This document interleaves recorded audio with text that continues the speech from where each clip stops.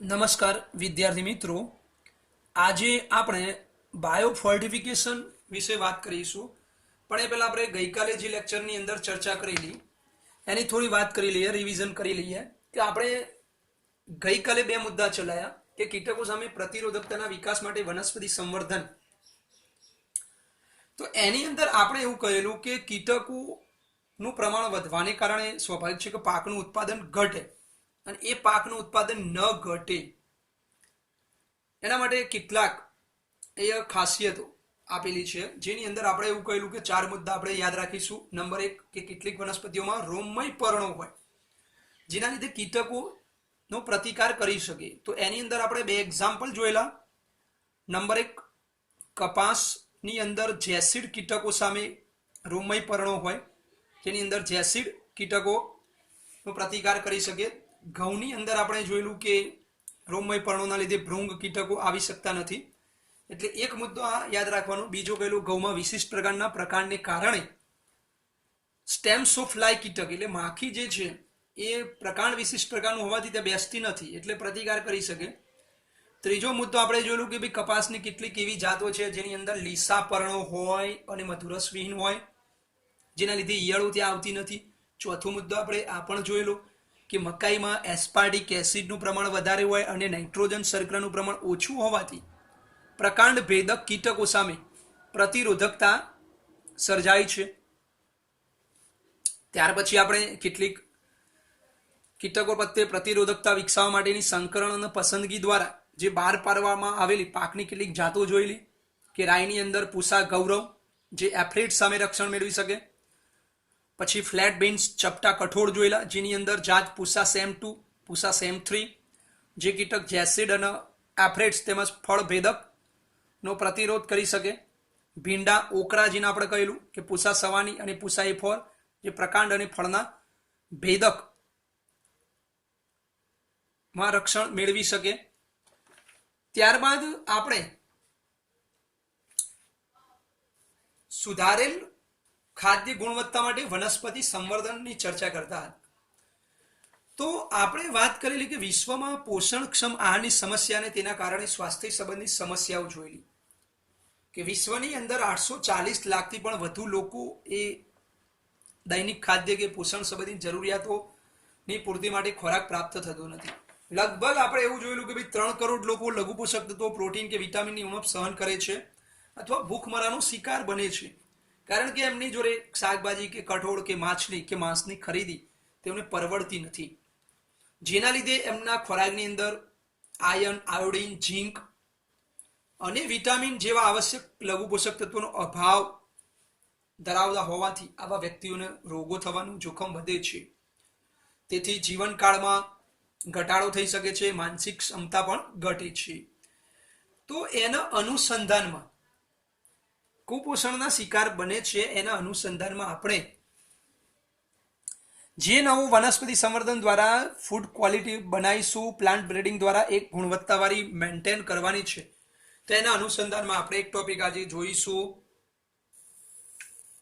જૈવિક રક્ષણાત્મક, અંગ્રેજીમાં જેને કહેવાય બાયો ફોર્ટિફિકેશન તરીકે ઓળખવામાં આવે છે. તો બાયો ફોર્ટિફિકેશનની આપણે પહેલા વ્યાખ્યા જોઈશું. સંવર્ધિત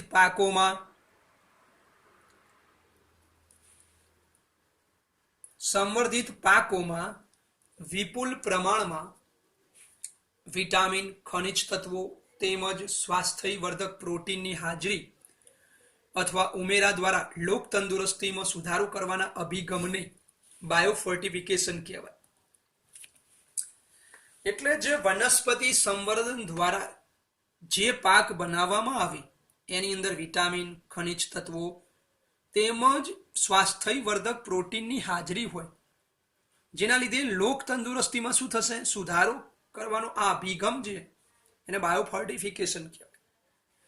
અથવા તો આપણે આ રીતે પણ કહી શકાય કે લોક તંદુરસ્તીમાં સુધારો કરવાના અભિગમ હેતુ જે સંવર્ધિત પાકો નવા બનાવવામાં આવે જેની અંદર વિટામિન, ખનિજ તત્વો કે સ્વાસ્થ્યવર્ધક પ્રોટીન હોવું જરૂરી છે, તો એવો જે ખોરાક બનાવવાનો છે જેની અંદર પોષક દ્રવ્યો વધુ પ્રમાણમાં હોય તો એના આપણે બાયો ફોર્ટિફિકેશન તરીકે ઓળખીએ છીએ અથવા જૈવિક રક્ષણાત્મક તરીકે ઓળખીએ છીએ. જે આપણે પાકો બનાવીશું સંવર્ધિત પાકોમાં, એટલે જે આપણે પાક બનાવીશું એની અંદર વિપુલ પ્રમાણમાં શું હોય? પ્રોટીન હોય, વિટામિન હોય, ખનિજ તત્વો હોય અને એની હાજરી વધુ હોય. જે લોક તંદુરસ્તીમાં આ સુધારો કરવાનો જે અભિગમ છે, તો આવું બનાવવાનો જે આપણો હેતુ છે, એ અભિગમને આપણે બાયોફોર્ટિફિકેશન કહીએ છીએ અથવા કહી શકાય. તો અહીં આપણે 4 મુદ્દા યાદ રાખીશું કે જે બાયોફોર્ટિફિકેશન દ્વારા એટલે કે સુધારેલ પાકની અંદર કયા ઘટકો સંવર્ધન માધ્યમ દ્વારા ઉછેરીશું, તો એમાં કયા મુદ્દા હોવા જોઈએ. ખાસ કે સુધારેલ પોષણ ગુણવત્તા માટે કરવામાં આવતા સંવર્ધનમાં ધ્યાનમાં લેવાતા મુદ્દાઓ.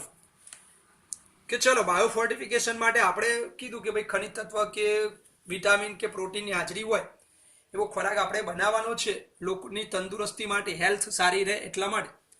તો કયા મુદ્દા હોવા જોઈએ જે ખોરાક આપણે બનાવીશું એની અંદર? તો નંબર 1 કે પ્રોટીનનું પ્રમાણ અને તેની ગુણવત્તા હોવી જોઈએ. કે પ્રોટીનનું પ્રમાણ હોય એની અંદર અને એની ગુણવત્તા પણ સારી હોય એવો આપણે પાક તૈયાર કરવાનો છે. બીજું, તેલનું પ્રમાણ અને તેની ગુણવત્તા પણ વધારે હોય. વિટામિન નંબર 3, વિટામિનનું પ્રમાણ પણ વધુ હોય. નંબર 4, લઘુ પોષક તત્વો અને ખનિજ તત્વોનું પ્રમાણ પણ હોવું જરૂરી છે.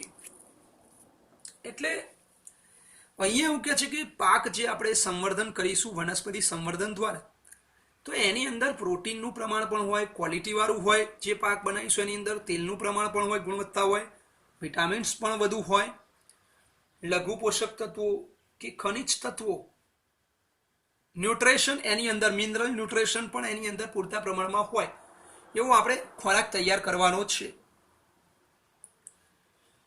તો અહીંયા કેટલાક જે અગત્યના મુદ્દા આપેલા છે જે વારંવાર એમસીક્યુમાં પણ આ પ્રશ્ન પૂછાય, એમસીક્યુની અંદરથી પણ આમાં ઘણીવાર પ્રશ્નો પૂછાઈ ગયેલા છે. તો એવા કયા પાક છે જે સંવર્ધિત પાક પ્લાન્ટ બ્રીડિંગ દ્વારા જે બનાવ્યા અને જેની અંદર જે મૂળ જાતિ હતી એના કરતા નવી જે સંકર હાઇબ્રિડ જાત વેરાયટી વિકસાવી, એની અંદર જે ખનિજ તત્વોનું કે વિટામિન્સનું પ્રમાણ વધુ હોય, તો એવા આપણે અહીં 4 એક્ઝામ્પલ આપેલા છે, એ આપણે યાદ રાખીશું.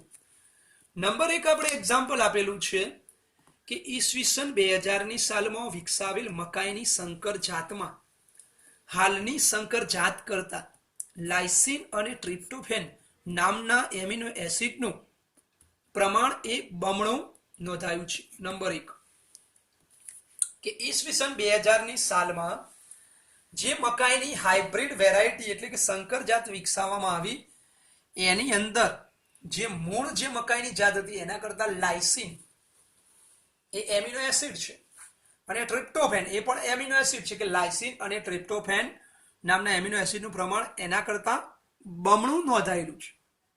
એટલે જે મૂળ જાતિ હશે મકાઈની એના કરતા અત્યારે હાલ જે સંવર્ધિત મકાઈની જાત બનાવી એની અંદર ડબલ એનું પ્રમાણ છે, એટલે પ્રમાણ એનું એમિનો એસિડનું પ્રમાણ વધારી શકાય. તો એક મુદ્દો યાદ રાખીશું, લાઇસિન અને ટ્રિપ્ટોફેન એમિનો એસિડ એની અંદર મકાઈની નવી જાત વિકસાવી એની અંદર બમણું પ્રમાણ નોંધાયેલ છે. સેકન્ડ નંબર આપણે યાદ રાખીશું કે ઘઉંની અંદર એટલાસ્ટ 66 જાત બનાવી, ઘઉંની અંદર એટલાસ્ટ 66 જાતમાં પ્રોટીનનું ઊંચું પ્રમાણ નોંધાયું છે. તેનો ઉપયોગ ઘઉંનો સુધારેલ પાક મેળવવા દાતા તરીકે થાય છે. બીજી જાત વિકસાવેલી છે ઘઉંની એટલાસ 66 જાત, જેની અંદર પણ પ્રોટીનનું પ્રમાણ ખૂબ જ વધારે છે. તો આવી જાત જેની અંદર પ્રોટીનનું ઊંચું પ્રમાણ છે એ ભવિષ્યની અંદર કોઈ નવો પાક બનાવવો હોય, સુધારેલો પાક બનાવવો હોય, તો આ 66 નામની જે જાત છે એનો ઉપયોગ દાતા તરીકે કરવામાં આવે છે, એટલે એને આપવામાં આવે છે ને એને વાવણી કરી શકાય એના સીડની. તો બીજો મુદ્દો યાદ રાખીશું કે ઘઉંની એટલાસ 66 જાત છે જેની અંદર પણ પ્રોટીનનું ખૂબ જ ઊંચું પ્રમાણ જોવા મળેલું છે. નંબર 3 આપણે યાદ રાખીશું. નંબર 3, હાલની વપરાશમાં લેવાતી ચોખાની જાતમાં સુધારો કરી 5 ગણું આયન ધરાવતી ચોખાની જાત વિકસાવવાનું શક્ય બન્યું છે. ત્રીજો મુદ્દો, ચોખાની જે હાલની જાત હતી, હાલ જે વપરાશમાં સામાન્ય વપરાતી હતી એના કરતા આયનનું પ્રમાણ એના કરતા જે નવી જાત વિકસાવી એની અંદર 5 ગણું પ્રમાણ એ આયનનું જોવા મળ્યું છે. તો આપણે 3 મુદ્દા એક અગત્યના યાદ રાખીશું કે મકાઈની યાદ રાખીશું આપણે કે મકાઈની સંકર જાત જે હાલ કરતા વિકસાવી એની અંદર લાઇસિન અને ટ્રિપ્ટોફેન એમિનો એસિડનું પ્રમાણ બમણું. ઘઉંની અંદર એટલાસ્ટ 66 જાત જેની પ્રમાણ પ્રોટીનનું ઊંચું પ્રમાણ છે. ત્રીજું, ચોખાની જાત યાદ રાખીશું જેની અંદર 5 ગણું આયનનું પ્રમાણ છે. એટલે આપણે 3 એક્ઝામ્પલ યાદ રાખવાના. મકાઈની સંકર જાત જેની અંદર લાઇસિન અને ટ્રિપ્ટોફેન એમિનો એસિડનું પ્રમાણ બમણું. બીજું, ચોખાની પૂછાય તો આયનનું પ્રમાણ 5 ગણું વધારે અને ઘઉંમાં એટલા 66 જેની અંદર પ્રોટીનનું ઊંચું પ્રમાણ. તો એમસીક્યુમાં ઘણીવાર પ્રશ્ન પૂછાય એમસીક્યુની અંદર. તો આપણે 3 મુદ્દા યાદ રાખીશું. 5 ગણું આયનનું પ્રમાણ ચોખામાં, એટલા 66 ઘઉંની જાત એમાં પ્રોટીન ઊંચું પ્રમાણ, મકાઈની સંકર જાત જેમાં લાઇસિન એમિનો એસિડ બમણું પ્રમાણ. ત્યારબાદ આપણે નેક્સ્ટ ચોથો મુદ્દો જોઈશું કે ભારતીય કૃષિ સંશોધન સંસ્થા Indian agricultural research institute IARI new Delhi ખાતે શાકભાજીના એવા પાકો બહાર પાડ્યા જે વિટામિન એ અને ખનિજની વિપુલ માત્રા ધરાવે છે. તો ચોથો મુદ્દો આપણે યાદ રાખીશું કે ઇન્ડિયન એગ્રીકલ્ચર રિસર્ચ ઇન્સ્ટિટ્યૂટ સંસ્થા દ્વારા ન્યૂ દિલ્હી ખાતે એવા શાકભાજીના પાક પર્ટિક્યુલર શાકભાજી એવા બહાર પાડ્યા જેની અંદર વિટામિન્સ અને ખનિજ તત્વો વધુ હોય. તો એના પણ આપણે 4 એક્ઝામ્પલ આપેલા છે. એ પણ આપણે એના 4 એક્ઝામ્પલ યાદ રાખીશું. નંબર 1 કે વિટામિન એ થી ભરપૂર હોય તેવા કે ગાજર, પાલક, કોળું એટલે પમ્પકિન. વિટામિન સી થી ભરપૂર હોય, સમૃદ્ધ હોય એવા ચીલની ભાજી, બથુઆ જેને કહેવાય, ટામેટા, રાઈ યાદ રાખીશું.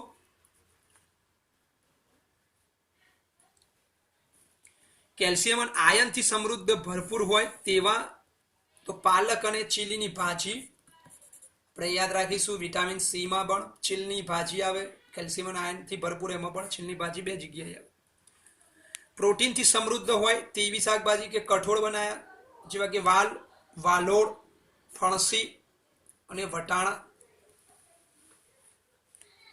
તો આપણે બાયોફોર્ટિફિકેશનની અંદર આપણે યાદ રાખવાનું એક વ્યાખ્યા કે લોક તંદુરસ્તી માટે જે સંવર્ધિત પાકો બનાવવામાં આવે જેની અંદર વિટામિન, ખનિજ તત્વો, પ્રોટીનની હાજરી હોય એવા અભિગમને આપણે બાયોફોર્ટિફિકેશન કહેવાય. જે સુધારેલ પાક બનાવવામાં આવે એની અંદર કયા મુદ્દાઓ હોવા જોઈએ તો પ્રોટીનનું પ્રમાણ, તેની ગુણવત્તા, તેલનું પ્રમાણ, તેની ગુણવત્તા, વિટામિનનું પ્રમાણ, લઘુ પોષક તત્વો, ખનિજ તત્વો હોવા જોઈએ. તો એવા આપણે 4 એક્ઝામ્પલને યાદ રાખીશું કે ઈસવીસન 2000ની સાલમાં એક યાદ રાખીશું મકાઈની સંકર જાત જેની અંદર મૂળ જાત હતી એના કરતા જે નવી જાત બનાવી એની અંદર લાઇસિન અને ટ્રિપ્ટોફેનનું પ્રમાણ બમણું. એક બીજું, ઘઉંની અંદર એટલાસ્ટ 66 જાત જે પ્રોટીનનું ઊંચું પ્રમાણ ધરાવતી શોધી. ચોખાનું પૂછાય. નંબર 3, ચોખાની જાતમાં સુધારો કરી જે મૂળ જાત હતી એના કરતા નવી જે જાત વિકસાવી જેની અંદર આયનનું પ્રમાણ 5 ગણું વિકસાવી શકાયું.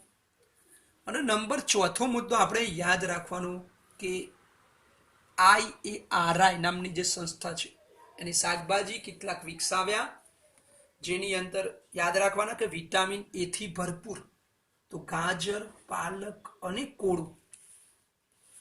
એવી જ રીતે આપણે યાદ રાખીશું વિટામિન સી થી ભરપૂર તો ચીલની ભાજી, ટામેટા, રાઈ.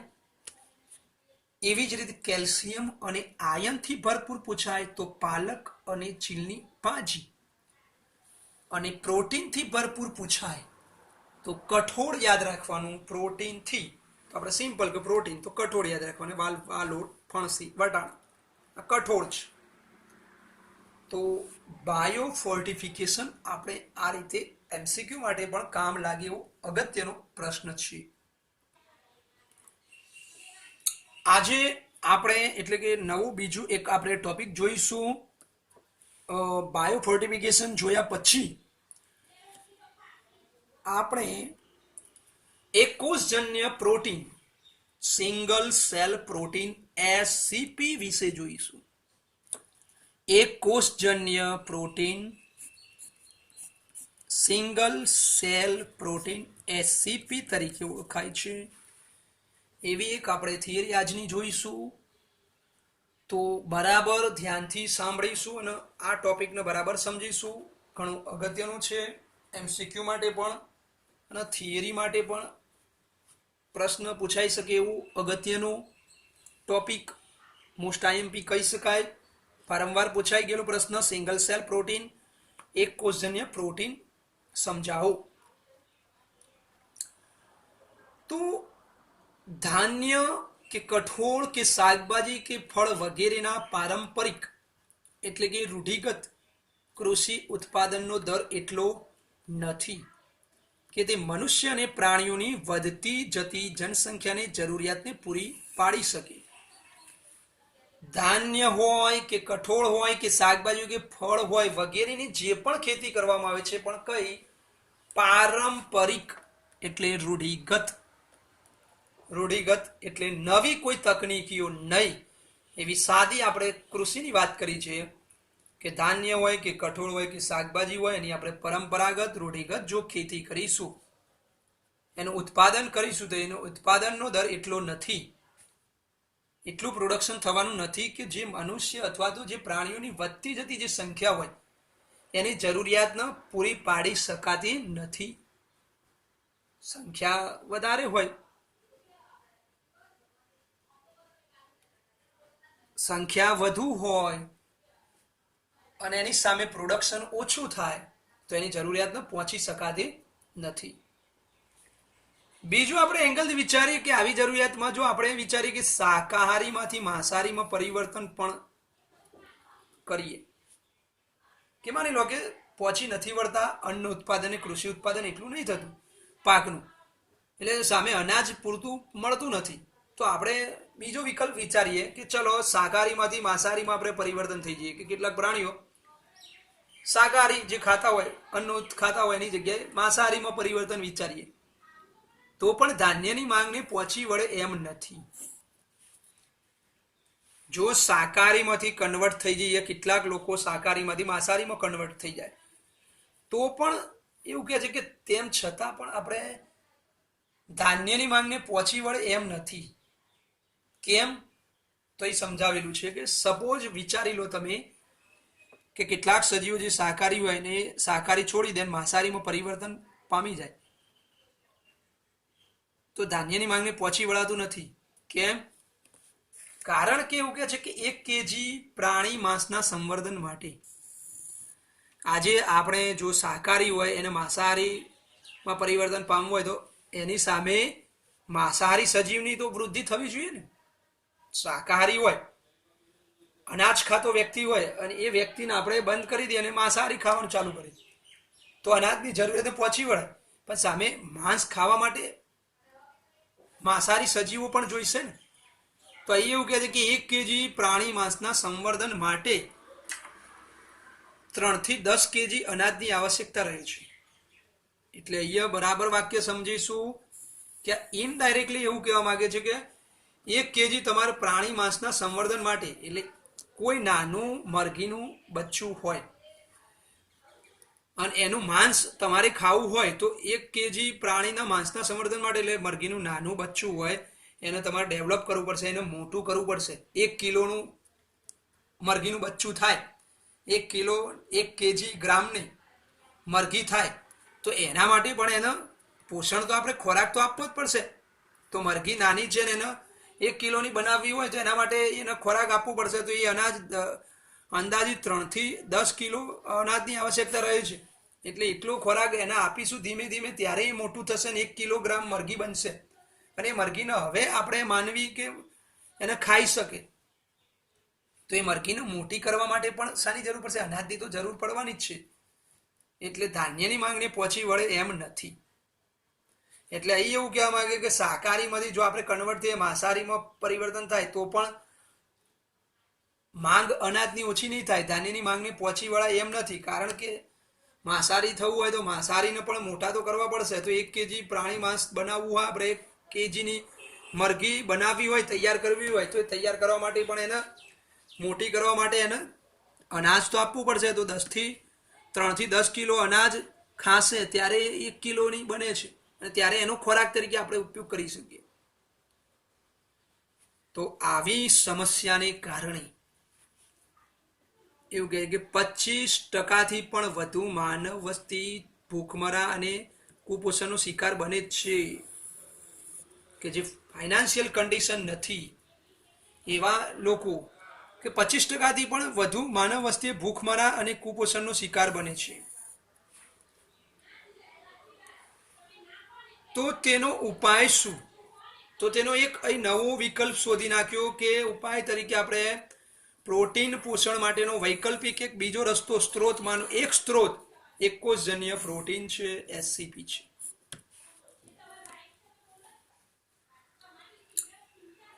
અહીં એવું કહેવા માંગે છે કે અત્યારે હાલ ધાન્ય, કઠોળ કે કોઈ પણ પાક કૃષિ ઉત્પાદનનો દર એટલો નથી. રૂઢિગત જે ખેતી છે એ વધતી જતી મનુષ્ય કે પ્રાણીઓની સંખ્યાને ખોરાક આપી શકે. જો શાકાહારીમાંથી માંસાહારીમાં પરિવર્તન થાય તેમ છતાં પણ એ માંગને ધાન્યની માંગને પહોંચી વળાય એમ નથી. કારણ કે 1 kg માંસ આપણે ઉછેરવું હોય, કોઈ પક્ષી કે એને ઉછેરવું હોય તો એના માટે પણ એને ખોરાક ખવડાવવો પડશે. 3 થી 10 કિલોગ્રામ ખોરાક ખાશે તો એ પણ ખોરાક તો જોશે. 25%થી પણ વધુ લોકો એ કુપોષણ ભૂખમરાના શિકાર બને છે. તો એનો એક કઈ ઉપાય શોધી નાખ્યો છે કે એવો આપણે કોઈ એક કોષજન્ય પ્રોટીન જેની અંદર પુષ્કળ પ્રમાણમાં બધા જ ખનિજ તત્વોની ગરજ સારી શકે એવું કોઈક એક સ્ત્રોત શોધી નાખ્યો ખોરાકનો. એને એકોષજન્ય પ્રોટીન કહેવાય. જે બધા એકોષજન્ય પ્રોટીન બનાવવાનું, જે એકોષજન્ય પ્રોટીન બધા જ ખનિજ તત્વ, વિટામિન, પ્રોટીન બધાની ગરજ સારી શકે એવો ખોરાક ખાવામાં આવે જેનાથી બધાની ગરજ સારી શકાય. તો આપણે થિયરીમાં આગળ જોઈશું કે SCP સિંગલ સેલ પ્રોટીન વિશે વાત કરીશું. તો આપણે સિંગલ સેલ પ્રોટીનની અંદર અહીં 3 એક્ઝામ્પલ આપેલા છે. એ 3 એક્ઝામ્પલને આપણે બરાબર સમજવા પડશે. તો સિંગલ સેલ પ્રોટીનની અંદર 3 એક્ઝામ્પલ છે. નંબર 1 પહેલું એક્ઝામ્પલ સ્પાઇરુલિનાનું છે. સિંગલ સેલ પ્રોટીન તરીકે આપણે સ્પાઇરુલિનાને સમજીશું કે ઔદ્યોગિક સ્તરે સંવર્ધિત કરવામાં આવતા સૂક્ષ્મજીવો પ્રોટીનનો એક સારો સ્ત્રોત છે. એટલે મોટા પાયે ઔદ્યોગિક સ્તરે, ઇન્ડસ્ટ્રીયલ સ્તરે, ઉદ્યોગ ક્ષેત્રે સૂક્ષ્મજીવો તરીકે એક પ્રોટીનનો એક સારો સ્ત્રોત છે જેને ઉછેરવામાં આવે, જેની અંદર બધા જ ઘટકોની, બધા જ પોષક ઘટકો, વિટામિન, પ્રોટીન બધાની ગરજ સારે એવો એક ખોરાક તૈયાર કરવામાં આવે. તો એવો એક ખોરાક છે નીલહરિત લીલ JVK સ્પાઇરુલિના, જે સિંગલ સેલ પ્રોટીનનું ઉદાહરણ છે. બરાબર સમજો. એક કોષજન્ય પ્રોટીન, તો એનું એક્ઝામ્પલ આપણે 3 એક્ઝામ્પલ આપેલા છે. તો 3 એક્ઝામ્પલની અંદર માનું એક એક્ઝામ્પલ સ્પાઇરુલિના છે. એ સ્પાઇરુલિના સિંગલ સેલ પ્રોટીનનું એક્ઝામ્પલ છે. જે સિંગલ સેલ પ્રોટીન ઉછેરવામાં આવે તો એને કઈ જગ્યાએ ઉછેરવામાં આવે? આ સ્પાઇરુલિના નીલહરિત લીલ છે એને કઈ જગ્યાએ ઉછેરવી આ સૂક્ષ્મજીવને? તો બટાટાના પ્રોસેસિંગ પ્લાન્ટ, જ્યાં બટાટાનું પ્રોસેસિંગ થતી હોય કે જ્યાં સ્ટાર્ચનું પ્રમાણ વધારે હોય એવી જગ્યાઓ ઉપર, ઘાસની સળીઓ હોય એની ઉપર ડેવલપ કરવામાં, એટલે ઉગાડવામાં આવે, સ્પાઇરુલિનાનું સંવર્ધન કરવામાં આવે. મોલાલિસિસ એટલે જ્યાં સુગર કેન હોય, શેરડી હોય, અને શેરડીની અંદરથી ગોળની રસી કે ખાંડની ચાસણી બનતી હોય એવી જગ્યા મોલાસીસ એટલે ગોળની રસી કહી શકાય. પ્રાણીજ ખાતર વાળી જગ્યા અને ગટરનું જે પાણી હોય, મળમૂત્ર હોય એવી જગ્યાઓ પર સરળતાથી ઉછેરી શકાય. કોને? સ્પાયરુલિના. તો સ્પાયરુલિના એ સિંગલ સેલ પ્રોટીનનું એક્ઝામ્પલ છે. એ સ્પાયરુલિનાને કઈ જગ્યાએ ઉછેરી શકાય? તો બટાટાના પ્રોસેસિંગ પ્લાન્ટ જ્યાં હોય, જ્યાં સ્ટાર્ચ હોય, બટાટા હોય એટલે સ્ટાર્ચ હોય, જ્યાં બટાટાના પ્રોસેસ થતી હોય, ઘાસની સળીઓ હોય, મોલાલિસિસ શેરડીની અંદરથી એને ગરમ કરીને એની અંદરથી ગોળ બનાવાતો હોય, રસી બનાવાતી હોય એવી જગ્યા, પ્રાણીજ ખાતર, ગટરના પાણી, મળમૂત્ર હોય વગેરે જગ્યા ઉપર એવું કહે છે કે આ સ્પાયરુલિના સરળતાથી ડેવલપ થઈ શકે છે, વિકાસ થઈ શકે છે. હવે આ રીતે આવી જગ્યા ઉપર આપણે સ્પાયરુલિના બનાવી તો એ સ્પાયરુલિના સિંગલ સેલ પ્રોટીન છે જે વિપુલ માત્રામાં એટલે સ્પાયરુલિના સિંગલ સેલ પ્રોટીન એ પ્રોટીન, ખનિજ, મેદ, ચરબી, કાર્બોદિત, વિટામિનથી ભરપૂર ખોરાક તરીકે ગરજ સારે છે. જે એટલે બરાબર સમજવાનું, જે વિપુલ માત્રામાં એટલે કોની કે સ્પાયરુલિના જે બનાવી એ સ્પાયરુલિના સિંગલ સેલ પ્રોટીન છે. એ ખાવામાં આવે તો એ કોની ગરજ સારી શકે કે પ્રોટીન ના મળે તો પણ ચાલે, ખનિજ ના મળે, ચરબી ના મળે, કાર્બોદિત, વિટામિન બધાની ગરજ સારી શકે એવો આ એસસીપી છે, સિંગલ સેલ પ્રોટીન છે. કે પ્રોટીન, ખનિજ, ચરબી, કાર્બોદિત, વિટામિન ન મળે, ખાલી માત્ર સ્પાયરુલિના મળે કે સિંગલ સેલ પ્રોટીન મળે, બધાની ગરજ સારે છે.